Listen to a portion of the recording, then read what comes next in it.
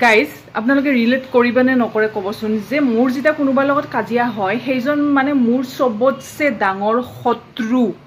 সেইজন মানুহক মই দেখিবই নোৱাৰোঁ যিমান যি নহওক কিয় মই মানে এনেকুৱা লাগে যেন মই মাৰি পেলাম মোৰ কোনো মতলব নাই আৰু সেইজনৰ লগত মই টাৰ্মছো নাৰাখোঁ ইভেন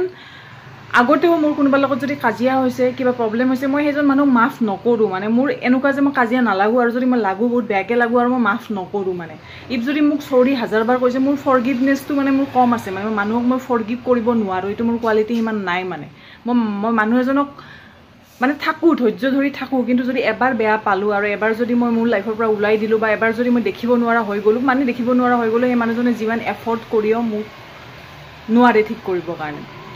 কিন্তু কিছুমান মানুহ এনেকুৱা থাকে যোনে মানে লাইক কালি কাজিয়া লাগিছে আজি ইমান ধুনীয়াকৈ মাতিব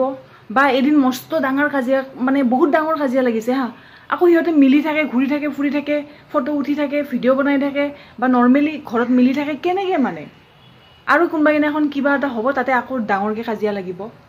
কেনেকৈ তহঁতে পাৰ মিলি থাকিব কেনেকৈ পাৰ ৰে কাজিয়া লগা মানুহটোৰ লগত মানে কেনেকৈ পাৰ আৰু স্পেচিয়েলি মই এইখিনি মানুহৰ কথা কৈছোঁ যিখিনি মানুহৰ লগত আমাৰ কোনো ধৰণৰ তেজৰ সম্পৰ্ক নাই মই ঘৰৰ ৰিলেটিভছৰ কথা কোৱা নাই মা দেউতাৰ কথা ক'ব যোৱা নাই